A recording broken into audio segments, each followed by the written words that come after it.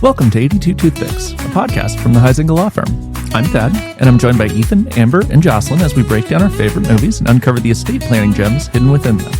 From comedies and dramas to family sagas, we're talking about the films we love and the legacy lessons they teach. So grab your popcorn, settle in, and let's talk about the movie.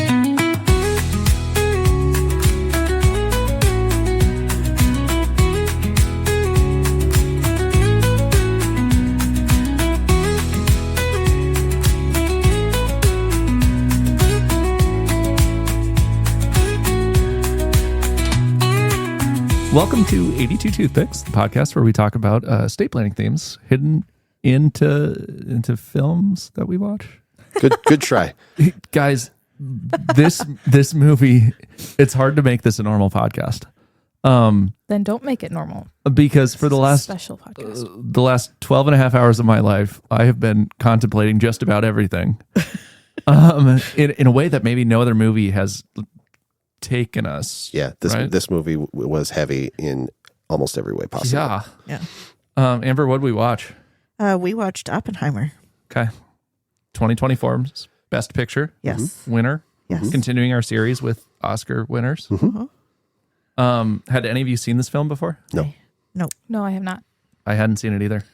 I texted a buddy and I said, hey, you told me to watch this one like 2 years ago. I'm going to watch it today. And he goes, finally, it's one of the best movies ever made. There's a part of me that thinks it might have lived up to it. I mean, this was a good one. Cinematically. We'll get to our ratings later, but I could tell why this won Best Picture. And compared to that absolute garbage film the week before. The one we didn't watch. How were those back-to-back winners? They shouldn't even be on the same lists. Yeah. Okay. Yeah. Amber, tell us what this movie's about. If you can. If I can, I will try my very, very bestest. So it's called Oppenheimer because it's named after our main character, Robert. J. Robert Oppenheimer. J. Robert Oh, Oppenheimer. Bob. Who was kind of... Bobenheimer. Okay. Nope. That's a different thing. Oppenheimer. Who led the Manhattan Project. So this is about like kind of a little bit in the beginning about like his college years and then how he winds up becoming like a professor and well known, and then he starts leading the Manhattan Project, and that's really the huge part of the movie. And then they do drop the bomb like with like an hour left in the movie, and then the last part is just kind of like what happens afterwards. The fallout, if you will. Oh yes, there we go. Stop that. So the whole time I was thinking about two other movies that we have watched for this podcast. So I thought of Good Will Hunting. And I did thought too. of Beautiful Mind, right? Mm-hmm. Yeah. So it's these prodigies who are just excelling in their field so much so, and everybody around them knows where they're at, right? Good Will Hunting is about the potential to change the world. Beautiful Mind is what can derail if things go wrong. And Oppenheimer is kind of the everything went right for this guy and he changed the world. Yeah. Right? Yeah. Do you guys kind of view it the same way? I didn't have that thought process, like comparing the films like that, but this was absolutely a movie about what happens when we pursue a change, right? The whole movie is about him pursuing this thing and what it does to him and what it does to the people around him and what it does to the world at large. And ultimately, it is that everything went right, and therefore, Here's the results. This is the result. Yeah.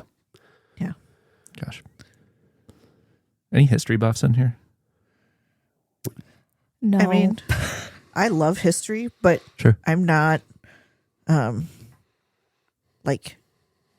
love to read and watch historical fiction. Memoirs. You love memoirs. Literature. I love memoirs. This definitely had a memoir feel to it. Sure. From a literary perspective, I guess. And so from that sense, I loved this. Done a little bit of learning, reading, study on,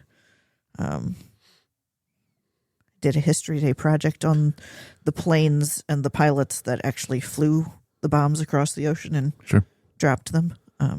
which was not covered in this No. movie. So Yeah. that was In fact, they never. All you hear is the radio coverage After that it says happened. it happened. yep. You That don't you never see- encounter the actual event. Yeah.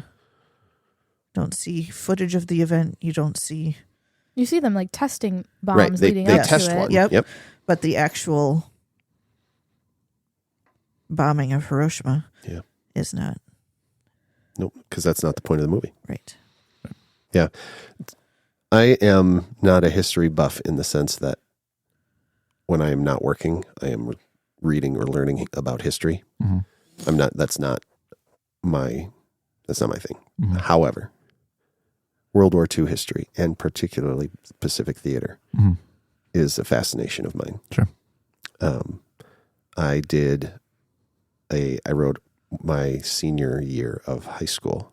My final composition paper was 17 pages about the island hopping campaign in the Pacific. Right, Battle of Midway, Sure. Iwo Jima, that kind of stuff. My freshman year composition class, I wrote a paper on the planned ground invasion of Japan. Mhm. That was fascinating. Mhm. And they mention it in this movie a few times. Mhm. So like this is cool for me. This movie was really, really Mhm. fascinating from that historical World War II history, particularly in the Japanese theater. Mhm.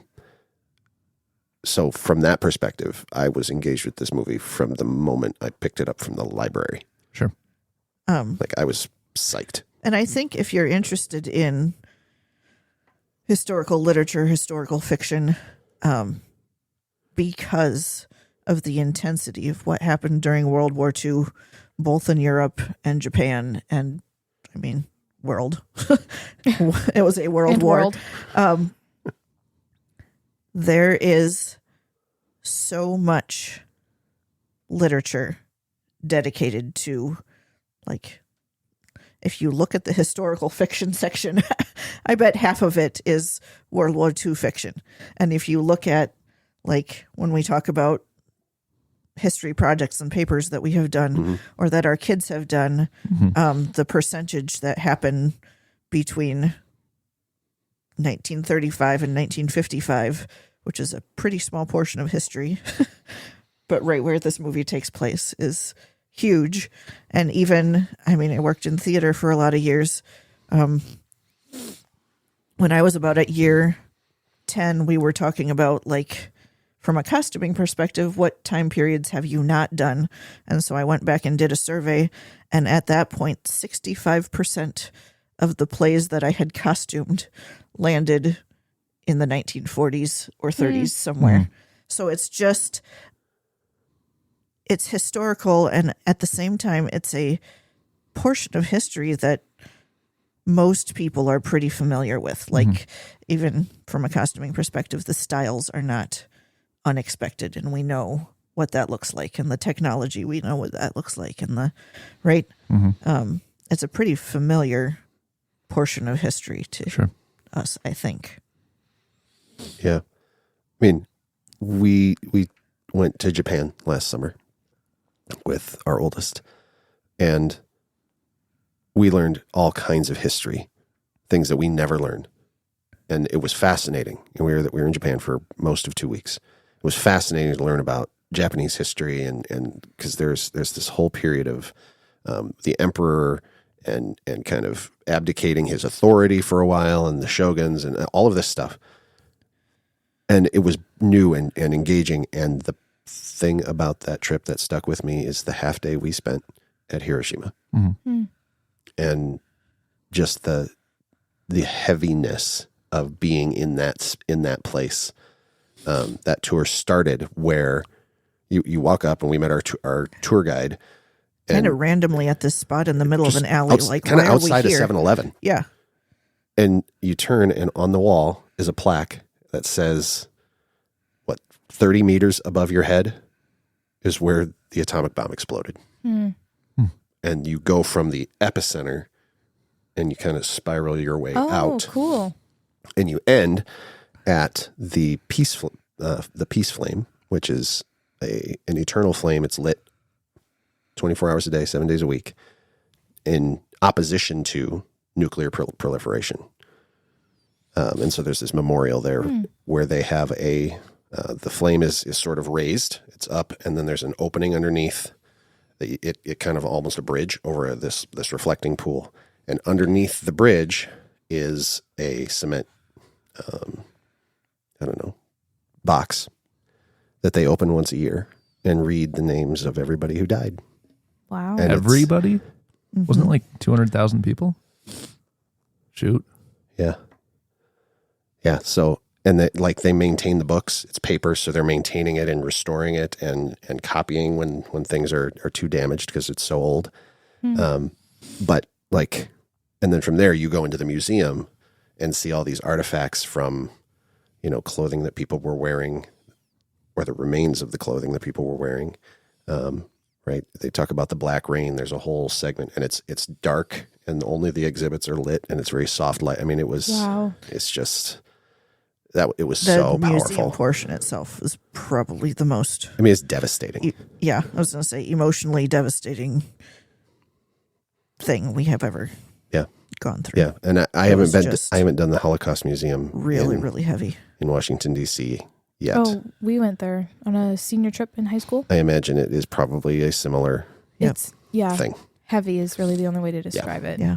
The closest we'd done before that is we went to the Civil Rights Museum in Memphis, which was also very, Very, very difficult. very, very difficult.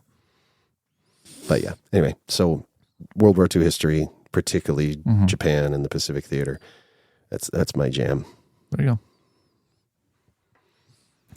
I'm just sad now. Right? And This whole movie kind of feels that way. I know. Oh, man. There's a great podcast called Hardcore History, if you've heard about this one. It's Dan Carlin. And he does a phenomenal job. And I've listened to all of his World War II ones. nice. And there was so much context in this movie that they didn't explain. It was already 3 hours. They couldn't get into a lot of the stuff. Oh, yeah. Yeah. But throughout the movie, Trista was having me pause it and say, could you explain this to me? What are they talking about? Oh my Why gosh, would they I do did this? that too. Yeah. Yep. I was like, Luke, help. What's Yeah. happening? Oh, I imagine and I'm not saying I'm an expert, not by any stretch. Right. The two most engaging things that I've done were senior year in high school, freshman year of college. So very early in my learning and understanding. But I imagine not having any of that background, this movie was like, wait, why are they talking about this? What did he just say? Well, why did he say it? Why are they doing that? Right. And Yeah. it was like all briefly taught to you in like high school history classes, right? But then it's like, you don't retain all of that. So then I'm like, I don't really remember anything that's happening right now. Yeah. Well, and even forgetting details like, oh, wait, Albert Einstein was around for this. Right? That blew my mind. He was a big part of the movie, too. Yeah. He was definitely a catalyst in this movie. I mean, there's a scene where they're just like walking through a park and he hands him like a sketch of some calculations and he just like glances at it and he goes, I don't think so. Just like, Albert.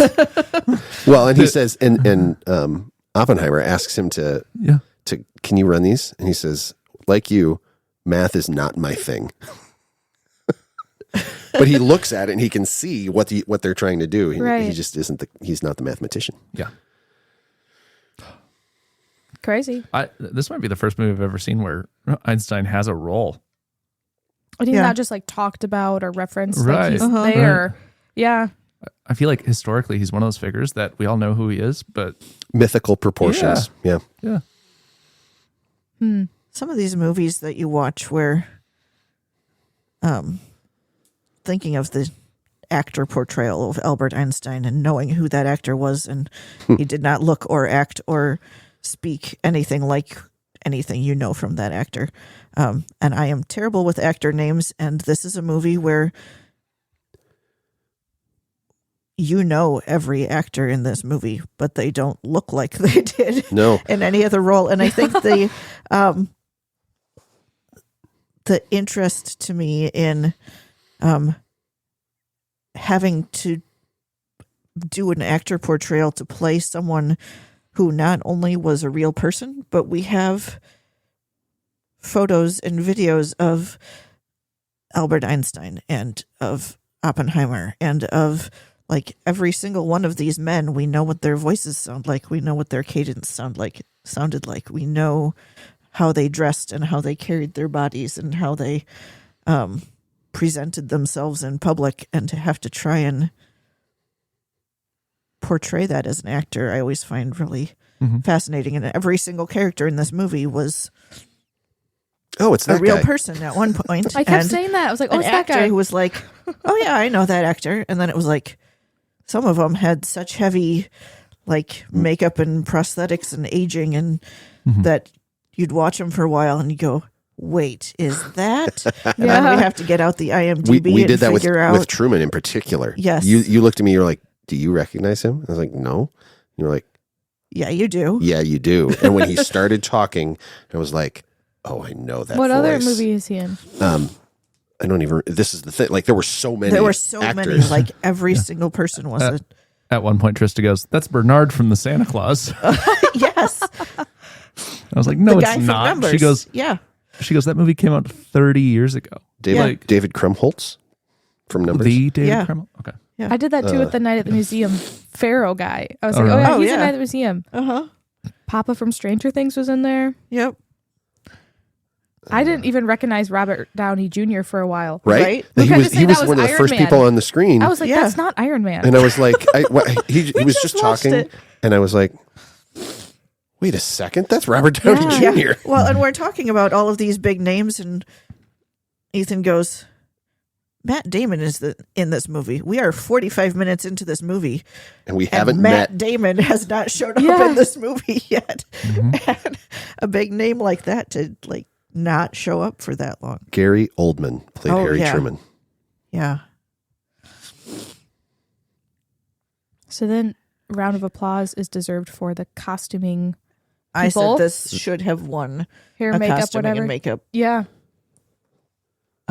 award. Oscar. And yeah. it is just so understated that it's never going to win awards. But if you can hide Yeah. that many famous people in a movie Yeah. that we all know, Gary Oldman was Commissioner Gordon in the Batman Begins trilogy, the Dark Knight trilogy. Oh, okay. Now you got it. Yep. Okay. but he didn't look like He that. did not look like that at No. all. Good grief. Yeah. I need to rewatch now that I know all these things.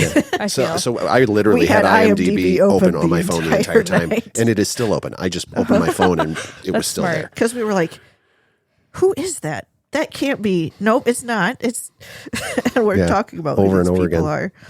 Yeah. Emily Blunt, And Florence Pugh. Florence Pugh.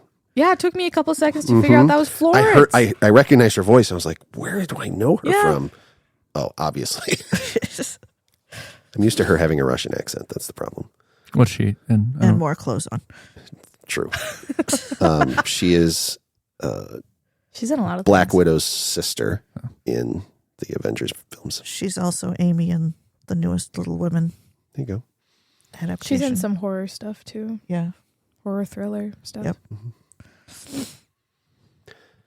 Man, Anyway. this episode of the podcast could be 2 hours. Like sure. I We could haven't even talk about, talked about the. I could talk Yeah. about this movie for hours and hours. Right. It's so good. I mean, so we blend not only like art and theater, but philosophy and history And physics. and And politics. Yeah, In it's politics, yeah. it's all of it. Yeah. Every one. single thing is a moral question. Yeah.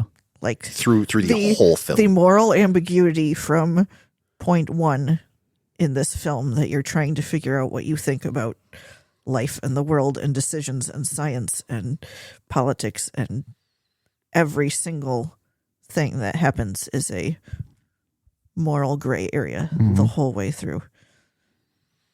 Yeah. I think it's all summed up when Kitty is on trial, and they ask her, "Are you a communist?"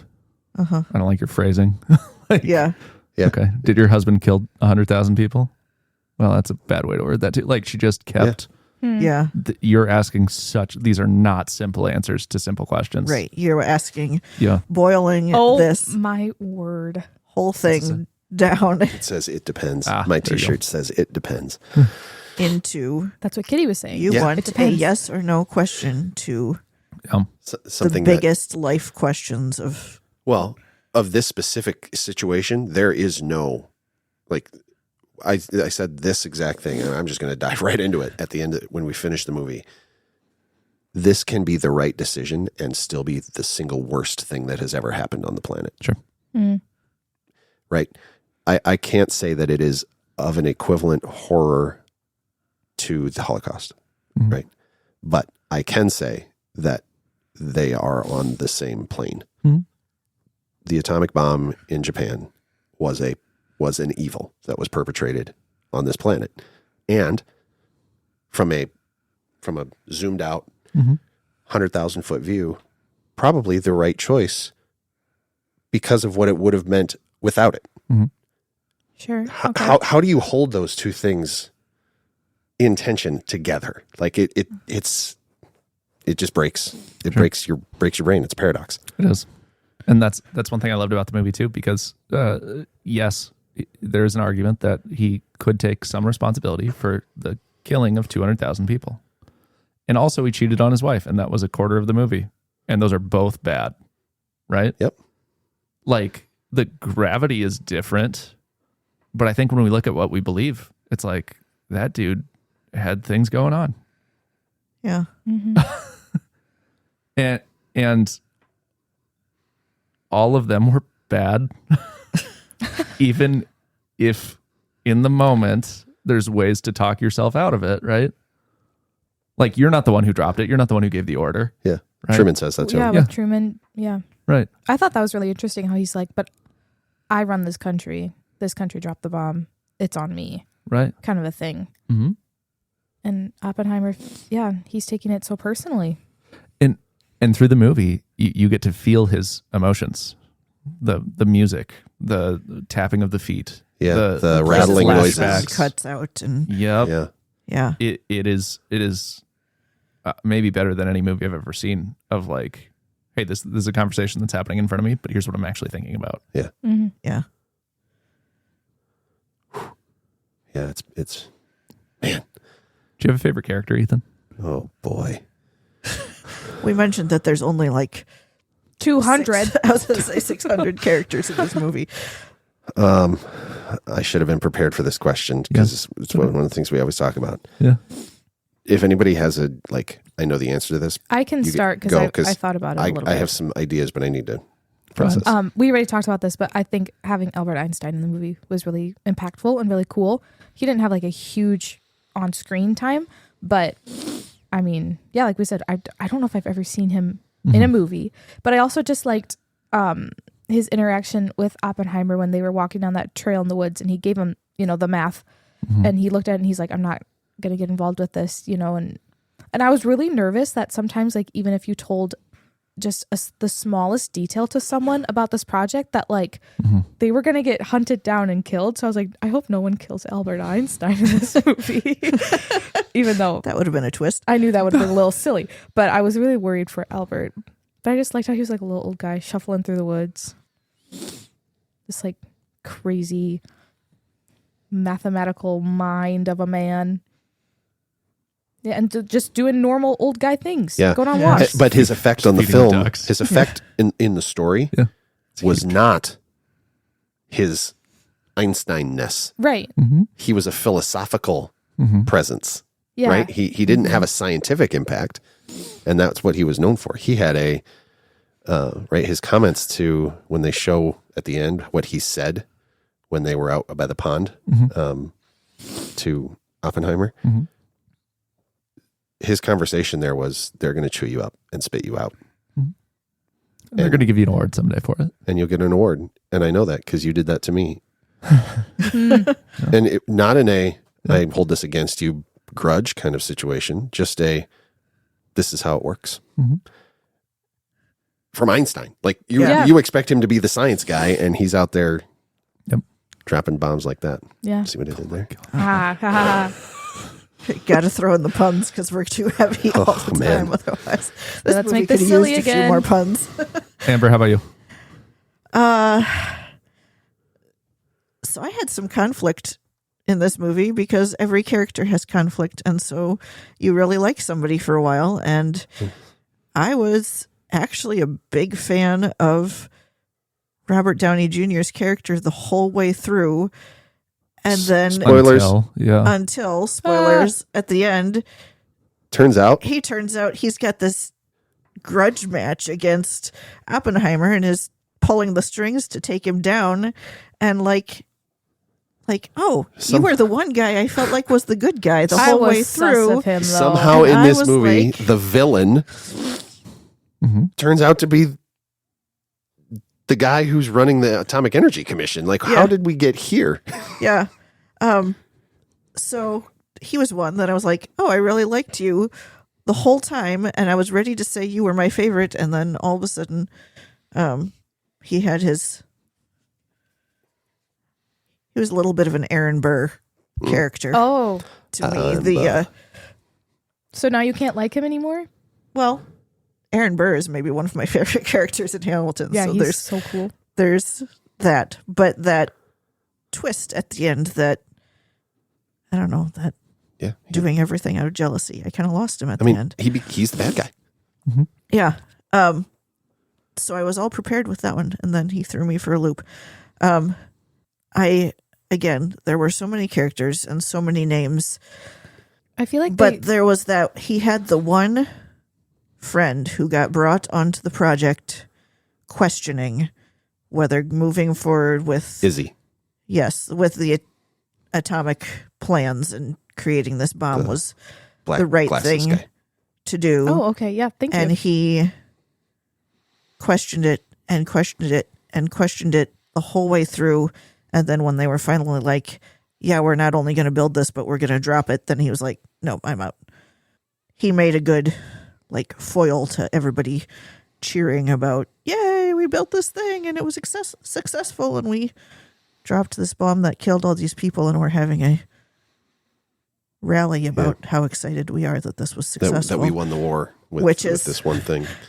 Again, the tension of the whole thing. Yeah. But I really liked him as a character. The science is fascinating, but I cannot wrap my head around what's about to happen. Yeah. Did you come up with your answer? I do. I have my answer. Yeah. It's a nothing character generally in the movie. Okay. But Alden Ehrenreich's character. Which one's he? He's the Senate aide to Strauss. Yep. I liked him a lot. He has a big shift too. Yeah. At the end, when he realizes this guy's a piece of crap. Mm-hmm. Yeah, he shifts the other way from Strauss. Yeah, he has a redemption arc. Yeah. If you can call it that, because this movie is bracketed, and then there's the middle. So you got the outside 50% and you got the inside 50%. And that's the story of Oppenheimer. And then you have the outside part, which is all the politics and two different flashbacks that are happening in those scenes. And that's part of why this movie won Best Picture. But his character, the Senate aide at the beginning, is kind of a jerk. Like he's very politically minded. He's Here's how the game's played. Yeah, exactly. And then we get to the end and it's the same comment. This is how the game is played.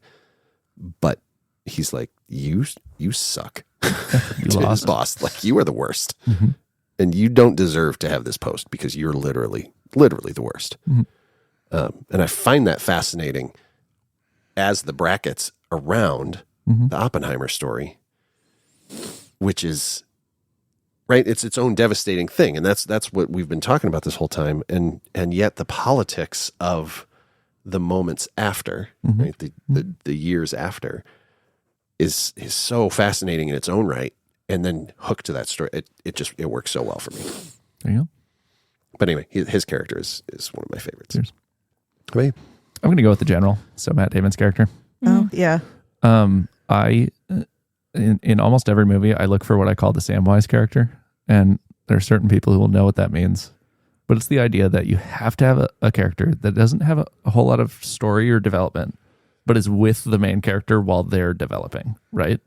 Like, no matter what, I'm with you through this, and we're going to do this together, even though it's about you, right? Does that make sense to everybody? Yeah. Okay. Yeah. Basically, the general shows up and says, you're the guy for this, and I know you are, and there's nobody else who can lead this project. Also, if you need a security clearance, I can get it for you. Also, if you need to help recruiting, I'm not going to let you fly on a plane because you're too important to the country and the world right now. But I'm going to go with you on the train wherever you go. I'm going to help you recruit. And it's frustrating for me because I don't understand scientists, but I'll be there. And then I'll be on the bunker on test day with you. And then I'll be the one who takes you to Washington to meet the president. Like he's with him every step of the way. And he pushes him. He says, hey, I know you want to wait till September, but there are people dying and we need this by July. Right? Yeah. I mean, that's his whole MO. He's a G through this whole movie. And yeah, he really is. I could almost relate to him. Like he saw what was coming and he knew how important it was. And he was going to push everybody to get there. So I just loved his character. Yeah. I think there's something interesting to be said about the character of Oppenheimer's wife. Yeah, I Also, almost picked her because her in that where they're in the hearing that she is so powerful. I was in going that. to say, yeah, the whole movie. I'm going to be full of spoilers again, so sorry, people who haven't watched this, but she comes into their marriage that they're kind of having a fling, and then she gets pregnant, and so they have to get married.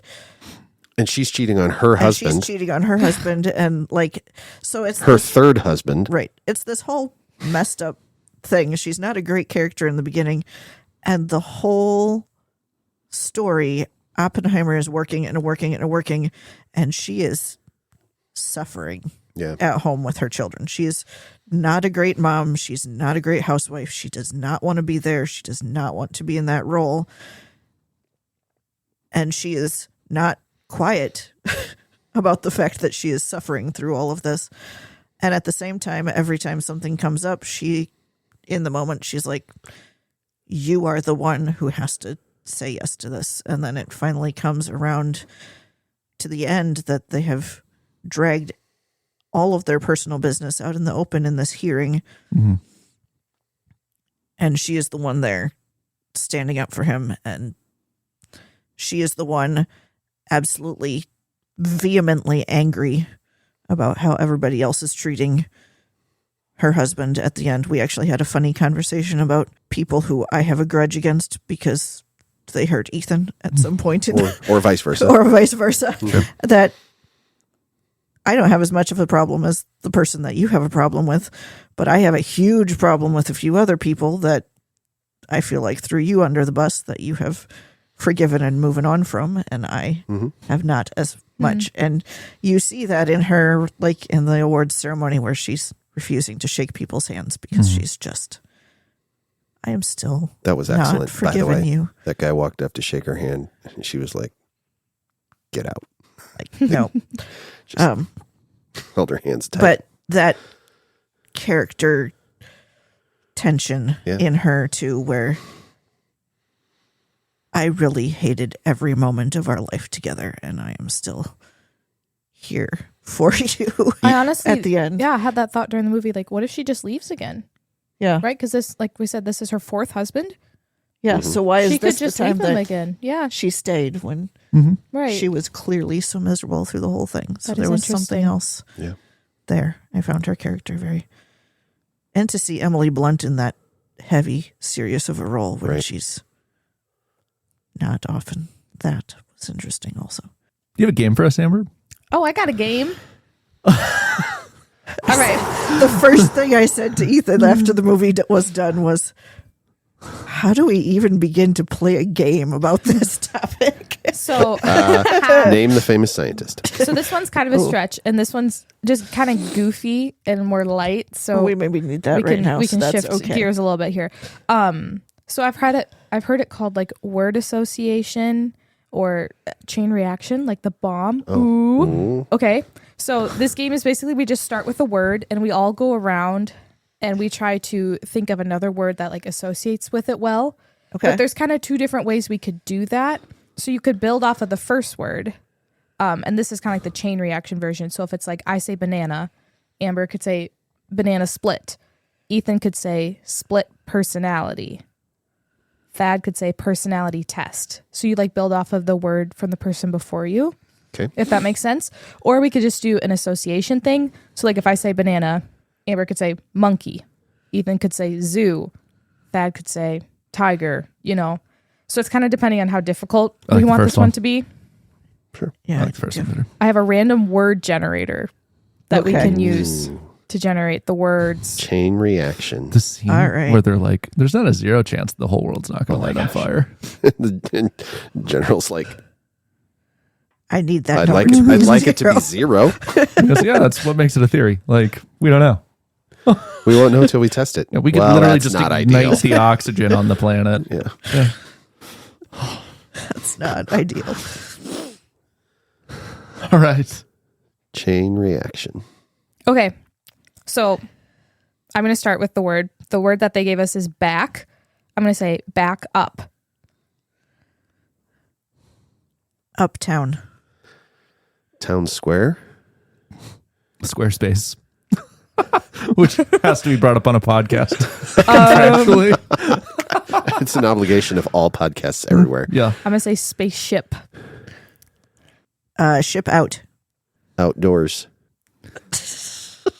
Do, Would it help if I said outside? I mean, side-splitting humor. Whoa. So When do does I it use- end? How do you when, end it? When one of us can't think of anything. You said side-splitting humor? I mean, you said outside. Okay, so I have to use the word humor now? You Yeah. don't is that the rule? Yep, I think Oh, so. okay. I don't know. Got her. That's a tough one. Humor, Russ. Okay, Amber, use Russ. Russ. Okay, I'll think of a new word. Do we want me to start again, or do we want someone else to start? Doesn't Yeah, you matter. go ahead and start again. We'll go to Thad this time. Oh, okay. Reverse. Skip. Okay, they gave me the word type. I'm going to say typewriter. That might have been hard. I'm sorry. Writer. Come on. Writer. You have one? It has to start with writer. I don't know. You go. Writer's block. Writers. That was the one I had too. So am I out? Yeah. You lose. I lose. Thad loses. I've Oh, lost. so now Thad's out of the round. The Yeah, rest we'll of us just keep we'll, going? just go, we'll go back around to Thad. Okay. I feel like Thad can keep playing. Give him another chance. Block party. Block party. Party town. Town square. No, we Nope, did that. one already. Party town. Town. What happens in a town? Well, all kinds of things happen in a town. Yeah. Town. Doesn't have to be clever, Thad. Townspeople. Okay. Is that so Sure. lame? All right, so I have to use It's not so lame. It's so lame. I have to do speeple. Speeple. Thad's Here's quitting. the church. Here's the speeple. All right, so People's Republic of China. Okay. All right, you have to use Republic of China. No, just the last word. Okay, China plates. Plate. I don't know. I want to say like place setting, but that's not plate. Plating. Plate. Wash the plates. I don't know. I got nothing. Yeah, it's tough. It's tough. That one was hard. What's the other version of this? Just random thought Association. association. So she says a word. doesn't have you to be say the a, word. You say a Yeah. word that it makes you think of. Okay, but does this have to be quick? Yes. Just like immediate. Do we Yes. want to try the other version where it's just Yeah, like, that's what I'm saying. Sure. okay. We can do one. Okay. What should we go back to Ethan start? Okay. No, and then we What's just. his word? Nope. I will do my own random. Oh, okay. He's actually got a list of random words on his phone. He was ready. Just in case he was ever in a word association. I'm gonna ask Yeah. chat. Ask Jeeves. Chat, please give me a random word. It's gonna did that. break. It's gonna say I don't Chat's have gonna any. say, I don't know. Watch us say lawyer, law firm. Oppenheimer. Trust. It did in fact break. Yeah.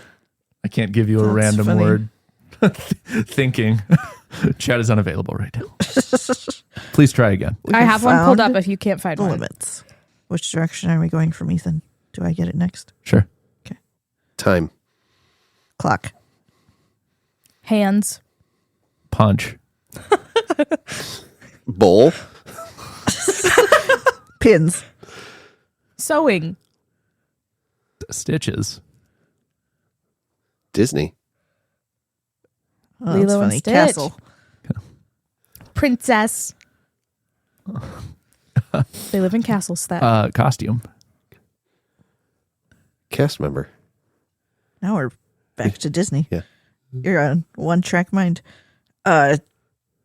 Theater. spotlight. Rihanna.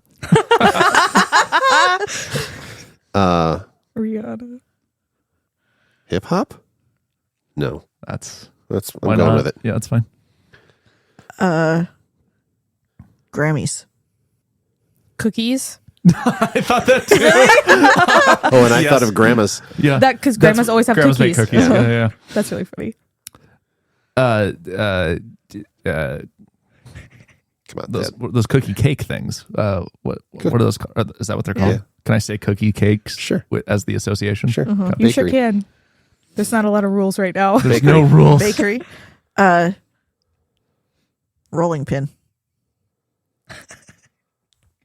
Whack.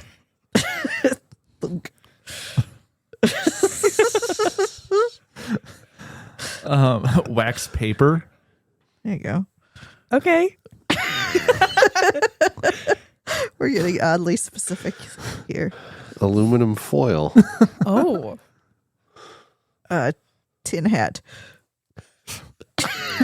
Oz. Oh man, yeah, we are far afield. We sure are. Omaha. Oh, nice. I like that. We could probably just keep doing this. Nebraska. You could really do it forever. Nebraska. Essentially. Because then you could go from Nebraska. You could jump to any state. Did you think of a state? Corn. What state did you What think of? state did I think of? Missouri. Missouri. Arches. Hey, nice. Emos.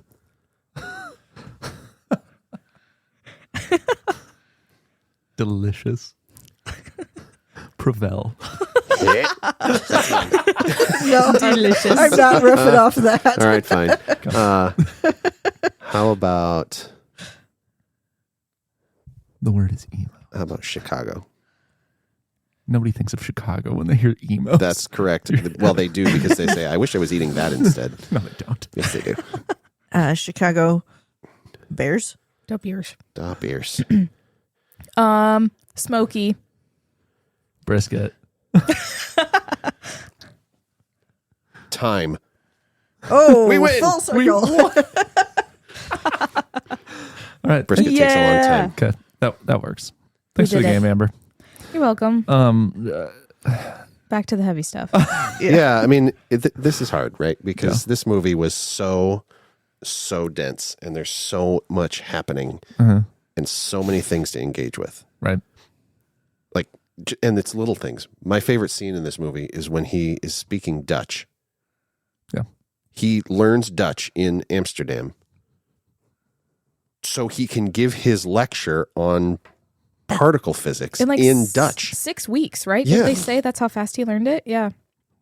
Like, what? This man is clearly a genius. Mm-hmm.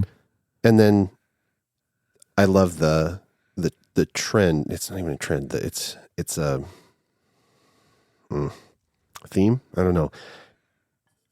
Consistently throughout the movie, he sees the randomness of particles. So he sees it in the stars, and he sees it when he's throwing the glasses in the corner of the room, and he sees it out on the water when he's out talking to Albert Einstein, and it's the random bugs splashing on the water, and he sees it in the sparks in the explosion of the atomic bomb test, and he's like, that's a theme through the whole movie. Like, it's little stuff like that, and then it's the big stuff of just because we can doesn't mean we should. And confronting the idea of progress for progress's sake in the face of knowing that what's going to happen as a result is bad. Like, this movie is so complex. Yeah. Yeah. Then you've got all the political communism and McCarthyism and all of that layers to it. There's just a lot going on. You can tell because we we keep sitting here and looking at each other like, woof. Like, where do we even go next with this conversation? I want to play another game. I can't do it.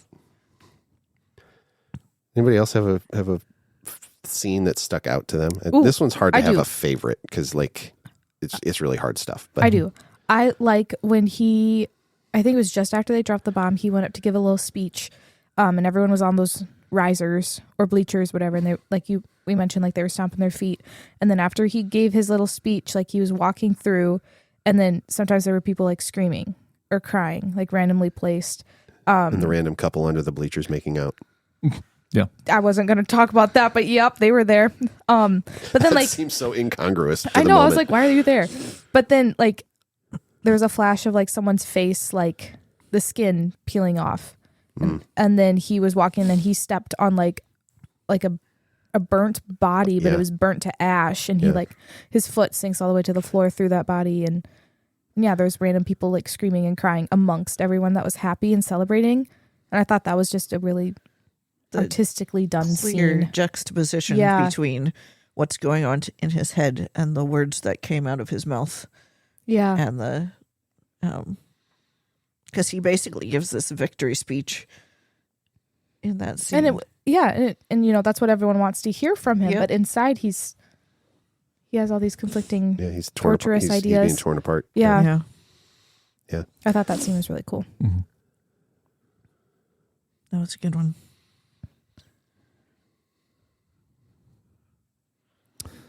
There's a scene where he's talking to his Jewish friend about why he should join the Manhattan Project.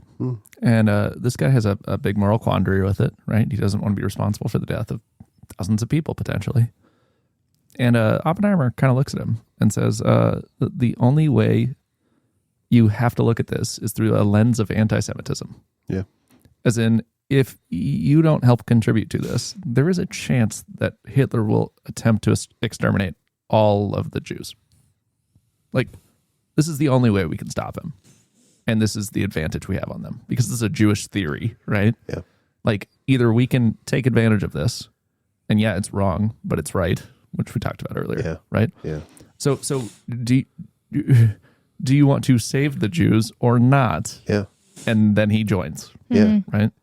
And it shifts, right? Because that comes up again later, and he doesn't talk about it from a Hitler anti-Semitism Holocaust angle. He talks about it from well, if we don't do it, the Russians are gonna. Yeah. And then we have the whole but they're our allies right now. Yeah. They're not going to be our allies, and everybody knew they weren't going to be the allies, and they were all suspecting that they were the enemy. Right. Just the enemy of my enemy right now. Stressful. Yes. It's very stressful. I think my favorite scene was when they're in the room talking about which city to drop the bomb on. And they have a list of the top 10 cities. Do you remember this one? Yeah. And everybody in the room kind of has a different reason for different viewpoints.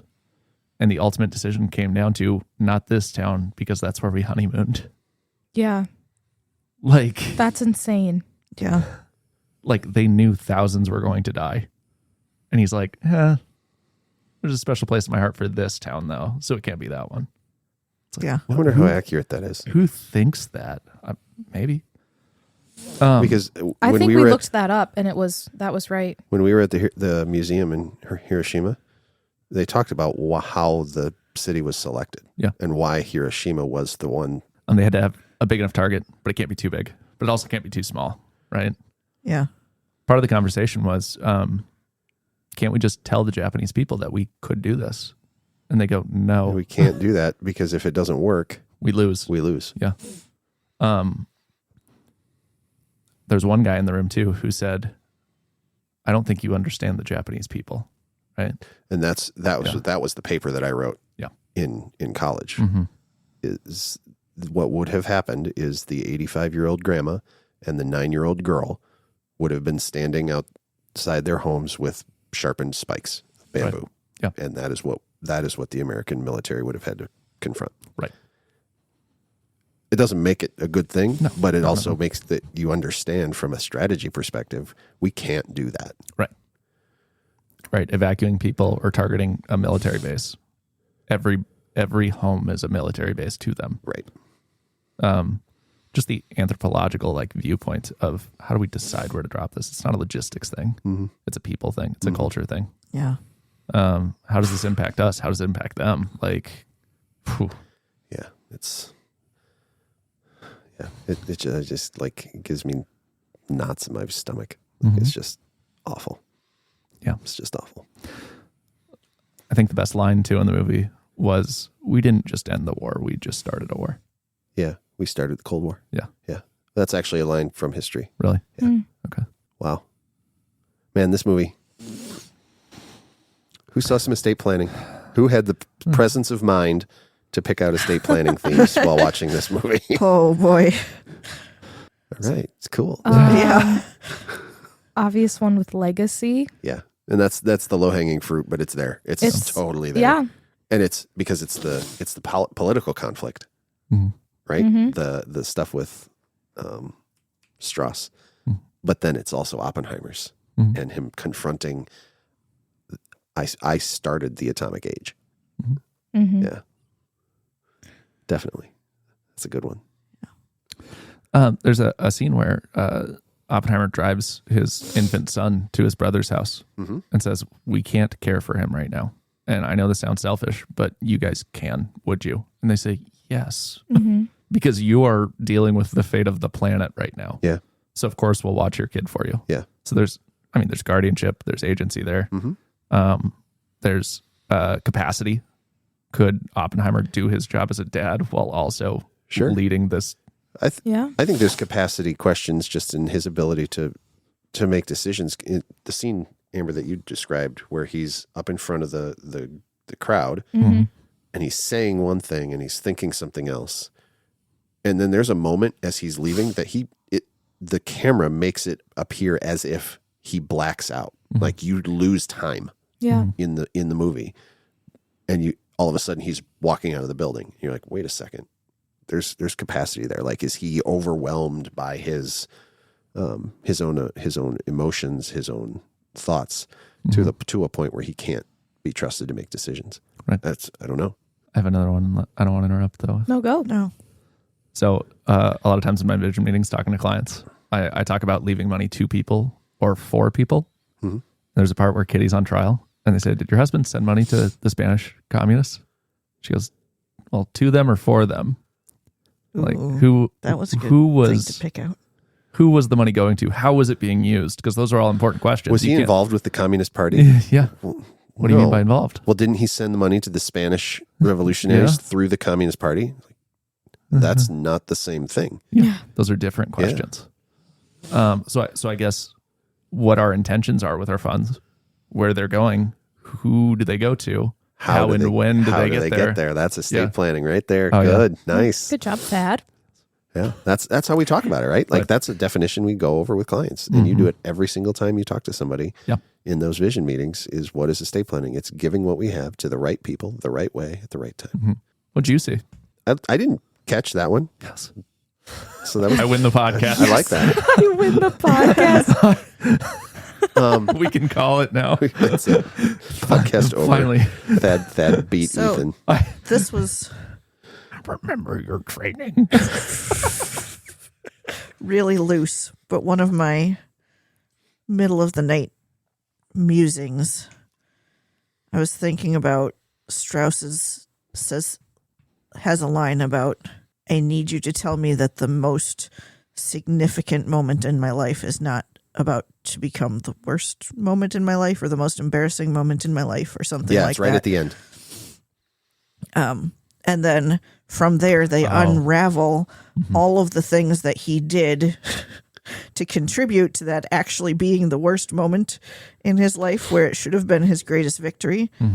And something in that has like ideas of, right, how you're actually preparing for things to end up and how you're actually putting the pieces together based on how you want the outside world to see you putting the pieces together. For some reason, it even made me think of some of the, my kids all get along feels like a good plan in the moment while I'm still alive. And is that going to spiral out of control by the time action actually happens.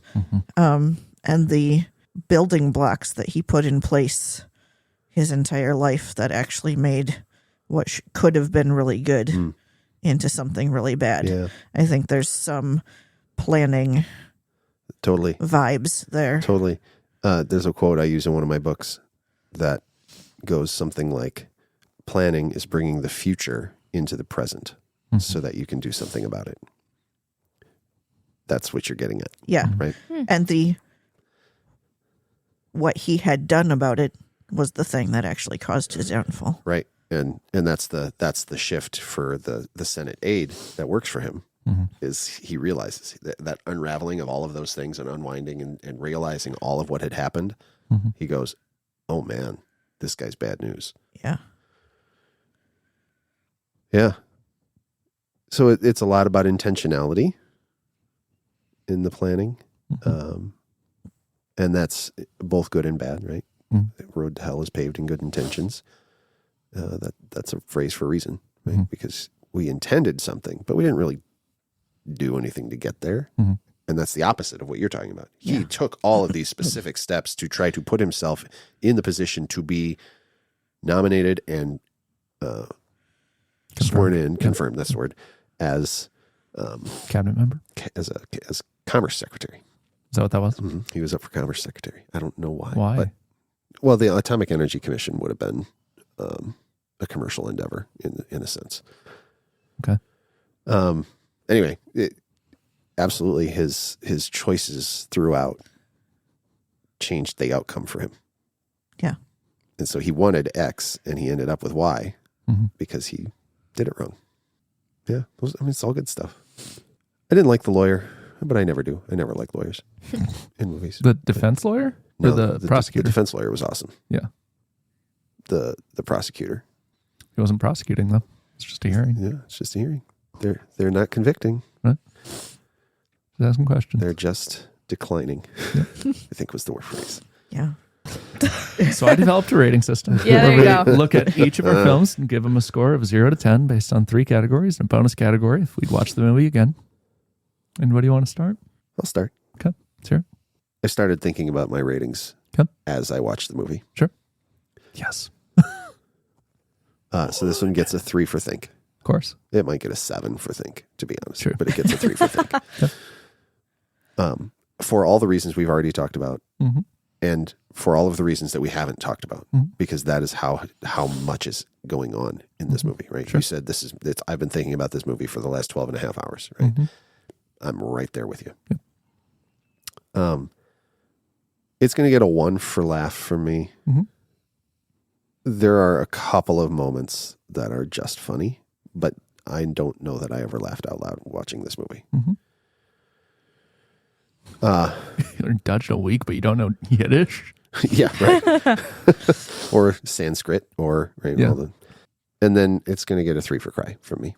I didn't cry during the movie, but confronting some of the things that, right, putting this movie into the credits had not stopped rolling at the point that you started crying. Yeah, just putting it into the context with the morality of Hiroshima and like it just, yeah. So that's a 7, and I would not watch this movie again. Yeah, I am so glad that I saw it, and it is a beautiful, amazing, phenomenal film. Sure. But I can't think that much when I watch a movie every time, so I probably would not watch it again. Okay, Amber. I mean, obviously it gets full points for think, so 3 for think. I've been going back and forth on my laugh and cry because I think there were a few lighter moments, but more like, oh, that was a weird, uncomfortable lightening of the moment.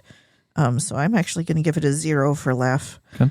And then I've been going back and forth on cry too, because it was such a thinker that it almost made me disengage The emotional. the watching of the movie.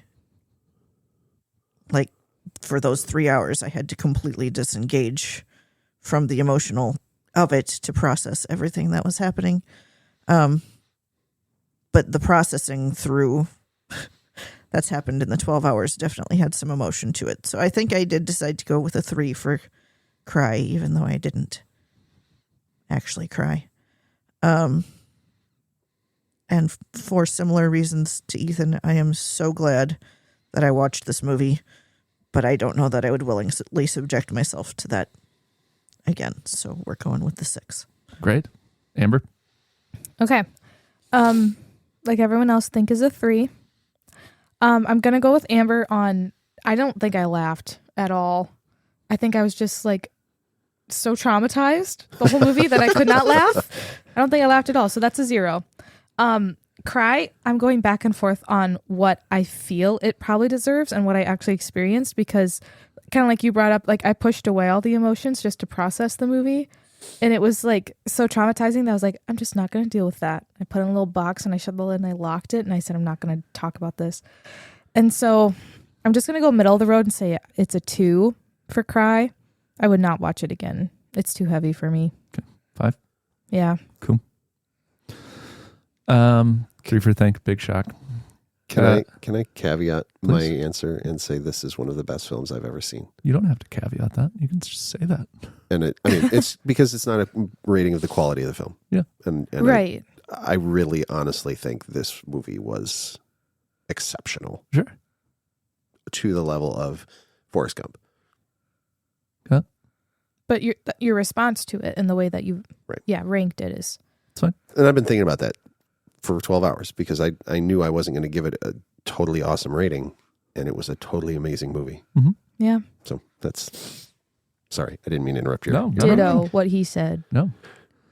Yeah, 3 for Think. I'm still going to give it a 1 for Laugh because I did chuckle a couple of times. Matt Damon was funny to me. RDJ was funny to me in this movie. The line you said earlier, this is going to be my crowning achievement or my biggest disaster. Mm-hmm. Like that's such a unique place to be. And he was just like staring forward, sitting on a couch when he said that. Yeah. So I thought there was some funny things. The couple making out under the bleachers at the rally. Yeah. That's a tension breaking thing, but I kind of need that. So yeah. I'm not going to go 2 on Laugh, but it's more than a 1. So 1.5. That's what I'm saying. This wasn't a 0 or 1 thing for me. This was a 1 or 2 thing for me, which is interesting that everybody else didn't see it that way. I gave it a 1. Yeah. I mean, there were definitely things in there that I thought, oh, that's funny. Okay. I'm going to go 2 Cry. There were sad things, but I'm a really relationship driven person. And the fact that like his wife stuck with him, right? Sure. Like he got his kids back. They have that scene where they're like taking family photos on the couch. Yes, there is tragedy, but it's almost this external. They watched the bombs drive away, but he didn't even know when they were going to fall. He's sitting in his house waiting to hear if they did or not. Yeah. And then he hears it on the radio. Exactly. And then the general calls. Like, you suck. So give me a 2 for Cry. I would for sure watch it again. Really? Not tomorrow. Give it 3 years. A couple years from now, if I see this pop up on Netflix or something and I have a night to myself, I'll for sure. I did think like if Archer wanted to sit down and watch through it, I would absolutely sit down with him and wrestle through it with him or some of those things. But for myself, I wouldn't. Which is why I think that's the thing. If extra watch point. If I think about what I seek it out. Sure. Right. Probably not. Okay. So yeah, I'll take a 7 and 7. It's a good rating. Yep. I mean, that's what I gave it. Yep. But I do think this movie was one of the best movies that has ever been produced. Very impactful. Yeah. Very well done. And a story that probably needed to be told. Sure. All right. Any final thoughts on the movie? Thanks, everybody. That was a good one. Can we pick a more happy one next week? What's on the list? We'll have to see. We'll see. Maybe I'll have to reorder the movies. So we're doing Oscar nominees, but some of the movies are but they don't take into account my happiness. dense. Yeah. So we'll Amber's a there are 4. some- She needs a little Yeah. sunshine and rainbows. there are some good I'm ones. dying over here. See you next week for Boy in the Striped Pajamas. Oh my gosh, I will pass away. We're gonna watch Schindler's List next week. Like, Yeah, that's why we can't do What all the about, like, Oscar winners. 'Cause- Madagascar. It would be. well, That's what I need right now. Zootopia 2 and Elio are both nominated for Best And Animated K-pop Picture. Demon Hunters. So there's some good ones that we could pick from. Oh my gosh. We'll see what happens. see you next week, guys. Bye. Bye.